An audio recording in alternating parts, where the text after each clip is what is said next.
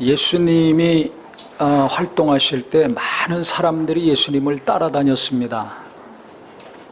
은혜 받은 사람들이 따라다닌 거죠. 그런데 그 수많은 사람들 중에 12제자를 세우셨는데요. 주님이 원하시는 자를 부르셨어요. 그러니까 예수님은 계속 지켜보고 계신 거죠.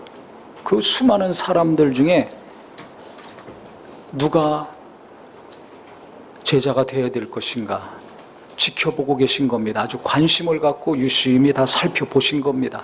지금도 똑같습니다.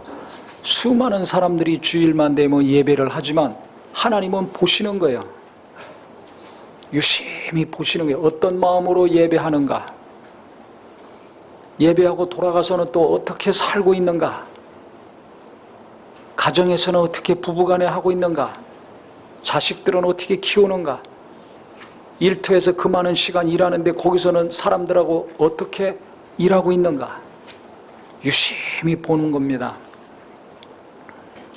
때가 차서 12사람 그 중에서 뽑았어요. 저도 그렇고 우리 성도님들 하나님이 지켜보시다가 때가 참에 붙들어 쓰시는 자들이 되기를 바랍니다. 우리 청년들 학생들도 어려서부터 하나님이 보시는 거예요. 다윗도 어려서부터 보시다가 저는 내 마음에 합한 자니 기름 부어 왕으로 세우라고 하지 않았습니까? 보시는 겁니다. 저 철없고 아무것도 모르는 것 같은 청소년들이지만은 하나님이 유심히 보고 있습니다. 그래 우리가 자식들 잘 키워야 됩니다. 어느 때가 될지 모르지만 하나님이 붙들어서 영광 받으시는 때가 옵니다. 공부 잘해야지, 대기업 취직해야지, 안정되고 행복한 삶을 산다는 생각을 깨트리지 않으면 이거 못합니다. 왜? 돈을 향해서만 가니까. 공부시키려면 돈 많이 들잖아요. 그래서 20대 아이들이 왜 지금 우울한 줄 아세요? 그들이 행복으로 생각하는 것 첫 번째 랭킹 1위가 뭐냐면 돈입니다. 제가 그 데이터를 보고서 제 20대를 생각해 봤어요. 그때는 인간이 무엇이냐, 어떻게 사는 것이냐, 진리가 무엇이냐, 이런 근본적인 고민을 했습니다. 그것들을 나눴습니다. 돈은 나중에 뭘 하든지 볼 수 있는 거지. 근데 지금은 10대 후반부터 20대 첫 번째 행복의 기준이 돈이에요. 그 왜 그렇습니까? 기성세대, 부모세대, 교회에 열심히 다니고 기도하고 맨날 예배하지만 그 영향을 그대로 받은 거예요. 내게 있는 것이 그대로 자식들에게 들어간 겁니다. 그러니까 이 아이들이 절망하고 고립된 삶, 혼자 집에 처박혀 있든지 나오지 않는 삶 사는 사람들이 많은데요. 이유가 뭔지 아세요? 취업에 안 되거나 실직했을 경우, 경제적인 어려움이 닥칠 경우 아이들이 큰 절망에 빠지고 고립감을 느껴요. 사람 안 만나, 밖에 안 나가. 불쌍하죠. 이 시대 청년이 불쌍합니다.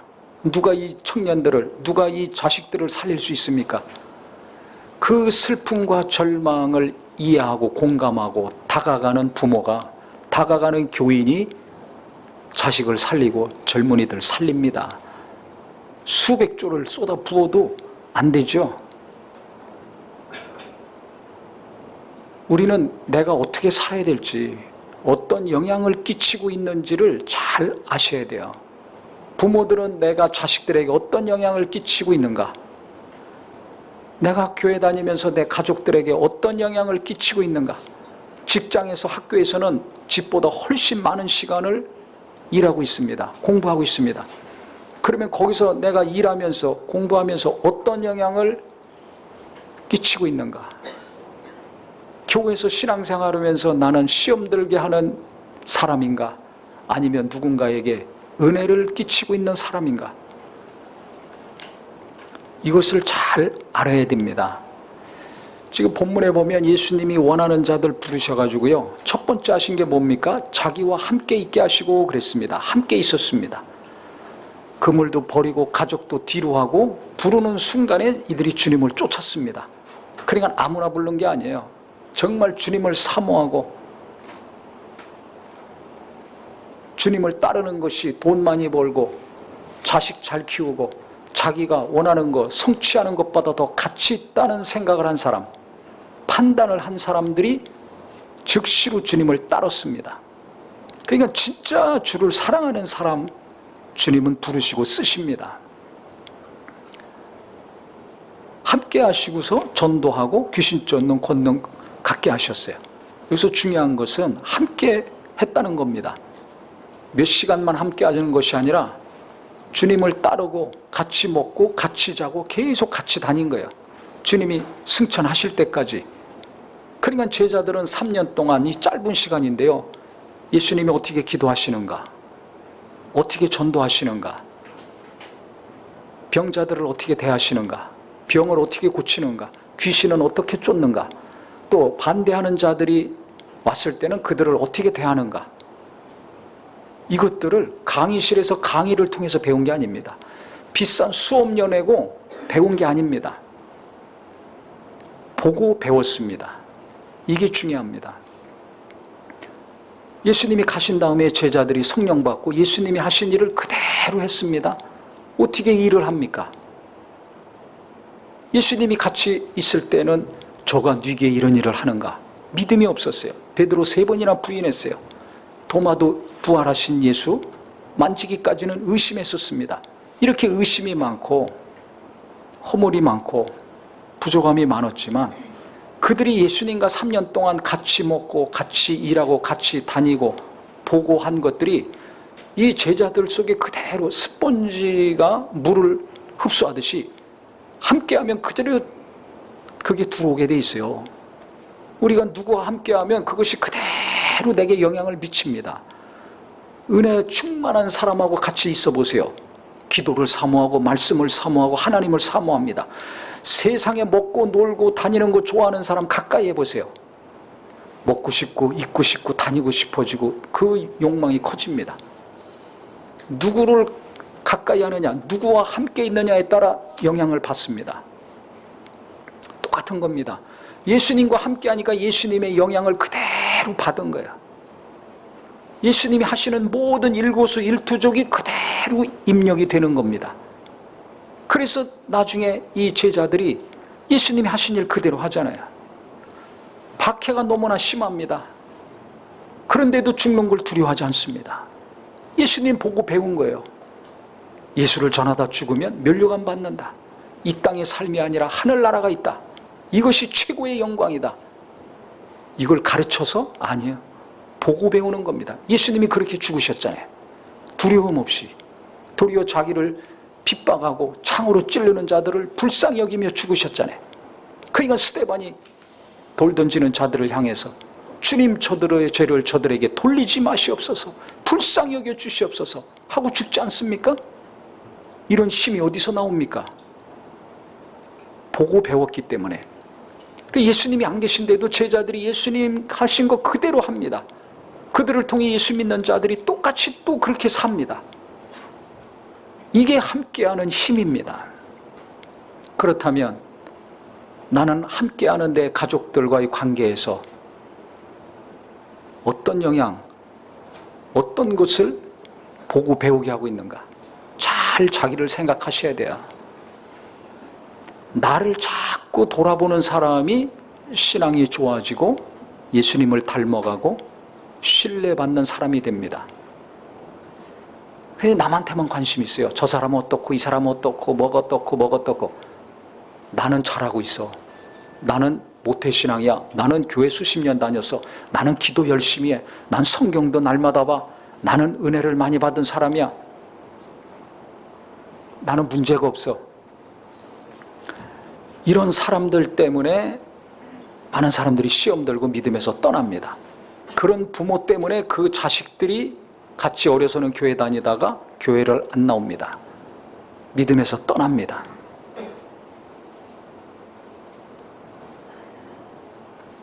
자기는 문제가 없어. 네가 문제야.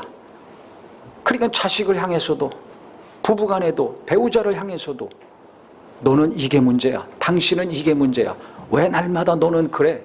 그래가지고 어떻게 하려고 그래? 공감이 없어요. 이해가 없어요.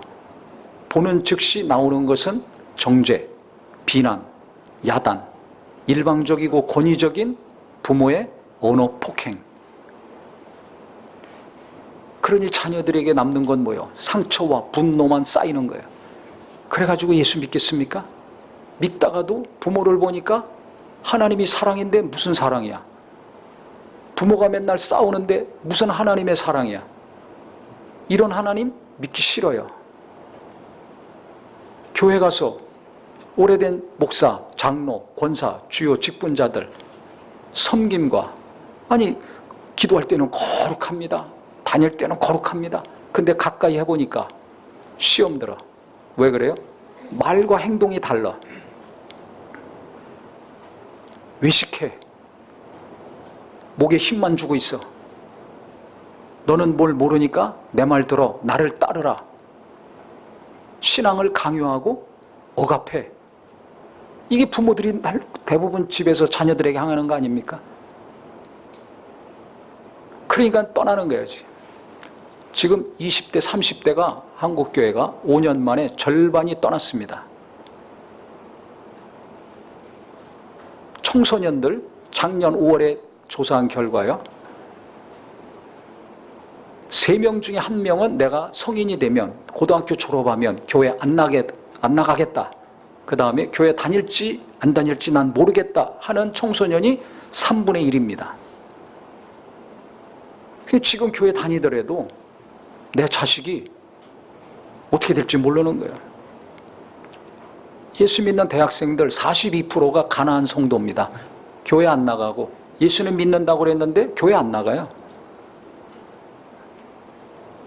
앞으로 줄어들까요? 더 많아지겠죠. 왜 5년 만에 20, 30대가 절반으로 줄어들고 청소년들의 3분의 1은 나 조금 있으면 교회 안 나가, 어떻게 될지 몰라 라고 답할까요? 어려서부터 부모 손잡고 다녔는데 86%가 크리스찬이에요. 청소년들의 부모가. 그렇게 어려서부터 다녔는데 왜 나이 들어가지고 한 20년 다니다가 교회 안 나가려고 그러는 애들이 3분의 1이나 됩니까? 이거 심각한 문제입니다. 이게 내 집에서 일어날 수 있어요. 내 손자들, 손녀들 가운데 일어날 수 있어요. 내 조카들 가운데 일어날 수 있습니다.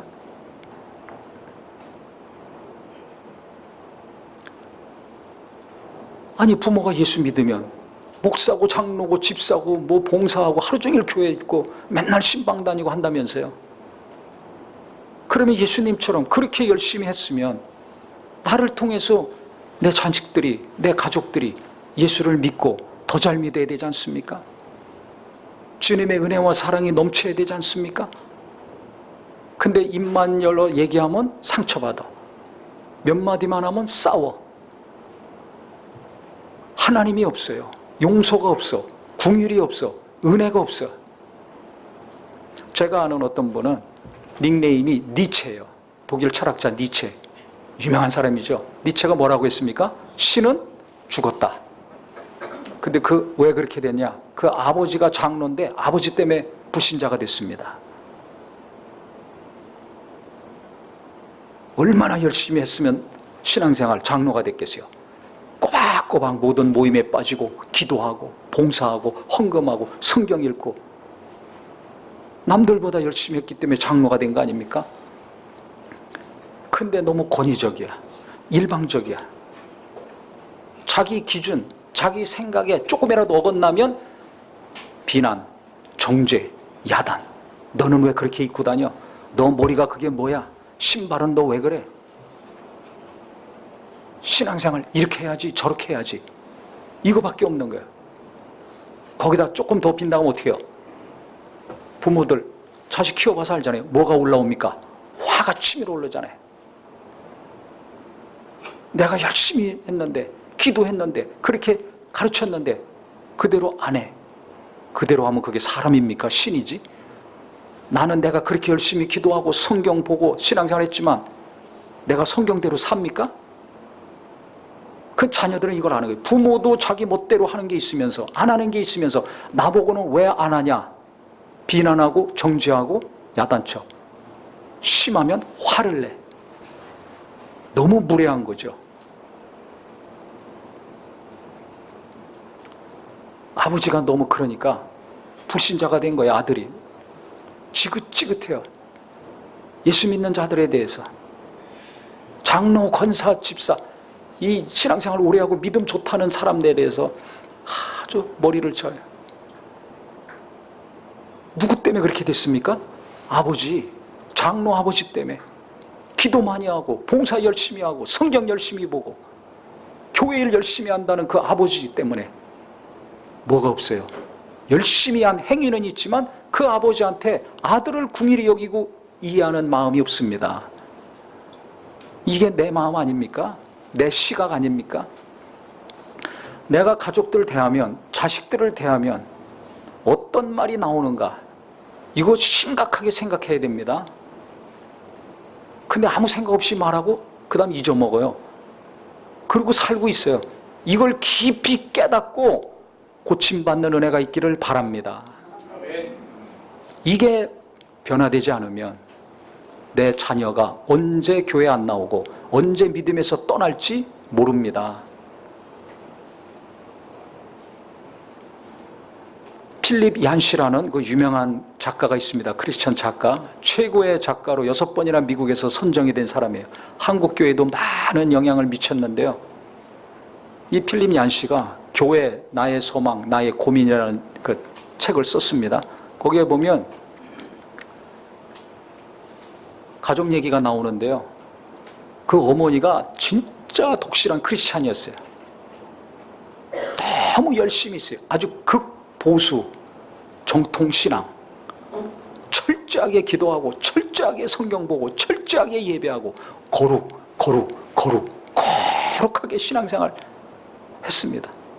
근데 그 밑에서 살고 있는데 그 형이, 필립 얀시 형이 어머니를 만족시키지 못하는 삶을 살았어요. 아니 어떻게 애들이 모든 것을 완벽하게 행동하고 말하고 삽니까? 어른도 제대로 못하는데 어머니가 자기 큰 아들 그렇게 사는 거 꼴을 못 보는 거야. 틈만 나면 정죄, 비난, 이렇게 해라, 왜 그랬냐, 저렇게 해야지. 그게 견딜 수가 없죠. 화를 내면서 계속 얘기하는데 어떻게 같이 삽니까? 나갔어요. 나갔다가 다시 돌아왔습니다. 머리는 흐크러지고 히피같이 하고 왔어요. 그럼 어떻게 돼요? 우리 집사님들, 성도님들 같으면 어떻게 하겠습니까? 자기 신앙, 자기가 생각하고 있는 믿음의 아들이 아니란 말이야. 보는 순간에 너무 화가 나는 거야. 어떻게 너 같은 자가 우리 집안의 아들이냐? 나는 너 같은 아들을 둔 적이 없다. 보는 즉시 그냥 폭발을 했어요. 폭탄을 던진 거죠. 왜? 너무 화가 나가지고. 왜 화가 나요? 자기 생각이 너무 강해. 내가 기도했어. 나는 예수를 믿어. 나는 하나님을 믿어. 그러면 어떻게 살아야 되는데 내 아들은 지금 그 반대의 삶을 살고 있어. 그걸 보는 순간에 화가 일어나니까 고성을 질렀습니다. 들어올 수가 있으니까 또 나가야지. 결국 정신병 걸려서 자살해 죽었어요. 누가 죽인 겁니까? 엄마가 죽인 거예요. 어떤 엄마? 기도 열심히 하고 교회 열심히 다니고 성경 열심히 본, 교회에서는 믿음 좋다고 인정받는 엄마가 자기 아들 정신병자 만들고 죽인 겁니다. 교회 장로인 아버지가 자기 아들 불신자 만든 겁니다. 정신 차려야 됩니다. 신앙 행위가 있었지만 그것으로 위로받고 나는 의로워, 나는 믿음이 좋아, 소경이 되고 귀머거리가 된 거예요. 이런 교인들 많습니다. 이런 사람들 은혜가 없어요. 설문조사 했더니 30, 40대가 교회를 많이 떠납니다. 50, 60대 기성 교인들한테 실망하고 상처받고 질려가지고. 지금 학력 초중고 학생들 아이를 안 낳으니까 줄어요. 5년 동안 19%가 줄었어요. 근데 교회 학교 초중고생은 그 2배가 줄어들었습니다. 20, 30대는 절반이 없어졌고. 그러니까 일반 인구 줄는 학생들 줄는 숫자보다 교회가 줄어드는 숫자는 2배가 빠른 거예요. 30, 40대가 떠나니까 교회 학교도 애들이 안 나오는 거 아닙니까? 그럼 이 30, 40대가 그럼 뭐 때문에 제일 힘들어하는가? 그 윗세대, 5, 60대 교회 주도권 잡고 열심히 하고 헌금 많이 하고 봉사 많이 하는 세대에 대해서 뭐가 제일 어려운가? 말과 행동이 다르다. 이게 집에서 똑같습니다. 직장에서도 똑같습니다. 말과 행동이 달라. 앞에서는 거룩거룩 찾지만 가만히 같이 봉사해보고 이야기해보고 주중에 직장에서 일하고 사업하고 가정에서 행하는 거 가만히 보니까 이게 엉망이야. 믿음 좋은 줄 알았더니 아니야. 앞과 뒤가 너무나 달라. 여기서 오는 충격, 실망, 이게 큰 겁니다. 그 중에 첫 번째가 뭐냐? 쓸데없는 훈계와 간섭. 중요하지 않은데 와가지고 이래라 저래라 간섭하고 잔소리. 이게 랭킹 1위예요. 이게 우리가 집에서 날마다 하는 거 아닙니까? 중요하지도 않은 거 가지고 너 왜 그랬어? 승질내고 윽박지르고 언어 폭력을 말하지 않고 있어요. 부부간에도 별로 중요하지도 않은데 승질내고 그것 때문에 싸우고 애들 거기서 갈등하고 실망하고. 이게 내 모습 아닙니까? 이 교회에서도, 우리 교회는 그런 게 좀 없어요. 그런 게 교회, 오래된 교회들은 그게 있는 거예요. 그러니까 억압을 해, 강요를 해. 아, 기도해야지. 왜 기도 안 해? 기도 안 하니까 그렇게 되지. 그러면 그 사람이 기도하겠습니까? 상처받고 시험 들어서 더 기도 안 해요. 제가 엊그저께 신방했는데 몸이 많이 아팠어요. 애들은 많고. 그래서 금요기도회 때 이제 기도 제목이 올라와서 같이 기도했더니 교인들이 전화번호 모르니까 밴드에 보면 이제 그 서로 메시지를 주고받는 게 있습니다. 그걸 통해 가지고 자기는 누군지도 모르는데 어디가 아프냐, 어떻게 아프냐, 기도해 줄게. 구체적으로 알려달라. 기도해 줄게. 기도하라가 아니라 기도해 줄 테니까 구체적으로 알려달라는 문자를 받았다는 게 여기저기서. 그래서 이 자매가 너무 은혜를 받고 감동을 받아가지고 얘기하더라고요. 저도 깜짝 놀랐어요. 같이 금요기도회 때 기도하는 것뿐만 아니라 더 기도해주고 싶은 분들이 있는 거예요. 이 얼마나 감사한 일입니까? 어떤 분은 아프면, 엄마가 아프면 어떻게 돼요? 가족들이 밥을 제대로 못 먹잖아요. 반찬 못하니까. 그러니까 반찬을 만들어가지고 갖다 주더라는 거예요. 자기는 잘 알지도 못하는데. 그러니까 그게 계속 이어지니까 이 자매가 감동 위에 더 큰 감동, 은혜 위에 더 큰 은혜. 그래서 그 얘기를 하더라고요. 다른 은혜도 많은데 성도들이 그렇게 기도해주고 실제 구체적으로 섬겨줬다. 그래서 참 좋은 교회다 제가 속으로 그랬습니다. 목사가 하는 건 별로 없는데 시원찮은 게 많은데 어떻게 이렇게 교인들이 훌륭한가? 이상한 교회다 제가 속으로 그랬어요. 우리 교회 이상한 교회입니다. 그거 아셔야 돼요. 모릅니까? 제가 그 얘기를 들으면서 참 감사하다. 하나님이 어떻게 이렇게 도와주시는가, 함께 하시는가, 너무나 감사하다. 어려운 일 있으면 기도해주고, 기도 많이 해. 기도 안 해서 그렇지. 이런 사람이 없어요. 그랬던 분들이 바뀌었어요, 다. 자기를 돌아보고 내가 이렇게 하면 안 되겠구나 깨닫고 돌이키는 거죠. 이게 흘러가는 거예요. 목사가 그러니까 교인들도 그래. 이게 흘러가. 제가 뭐 강의실에서 가르치는 게 뭐 있어요? 아시다시피 만나방송, 금요기도회, 주일예배, 그 다음에 하는 게 없어요. 그런데 변화가 돼. 자기를 돌아보고. 나이 많은 분들 변화되기 어렵습니다. 다음 주 간증 나올 텐데 들어보세요.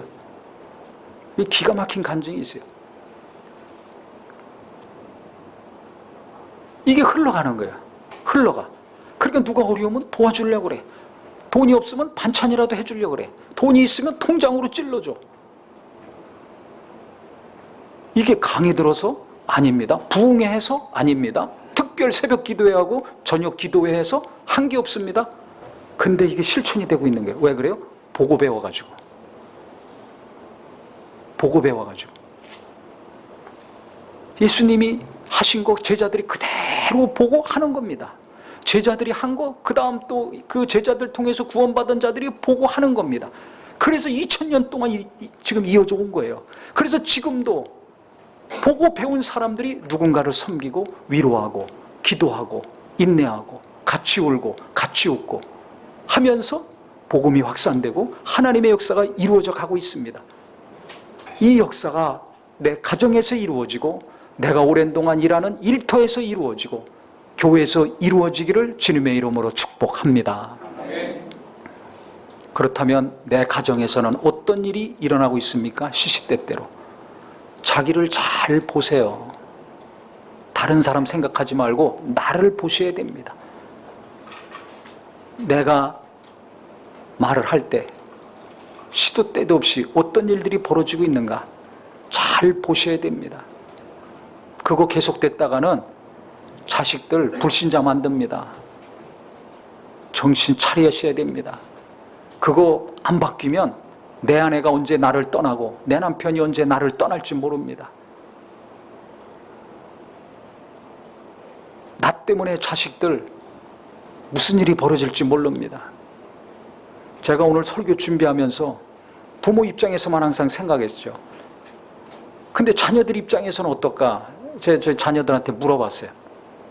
저희는 어버이날이나 부모 생일 되면 편지와 함께 선물 꼭 해라 시킵니다. 그래서 하고 있는데 한 자녀가 그 믿음의 유산을 자기는 물려받았다 딱 이렇게 얘기하는 거예요.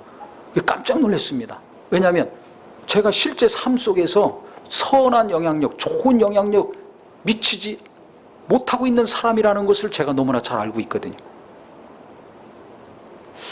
그런데 이게 무슨 소리가 자세히 들어봤더니 그거 몇 년 전에 자기가 편지 썼다는 거예요. 근데 그거 모르냐고. 그래서 자세히 들어봤습니다.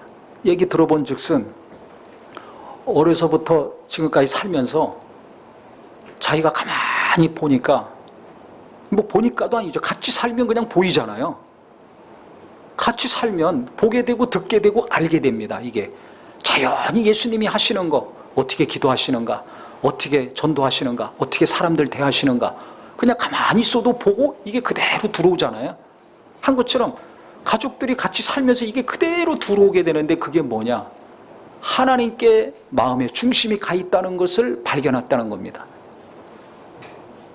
경제적으로 어려울 때 부모가 어떻게 사느냐?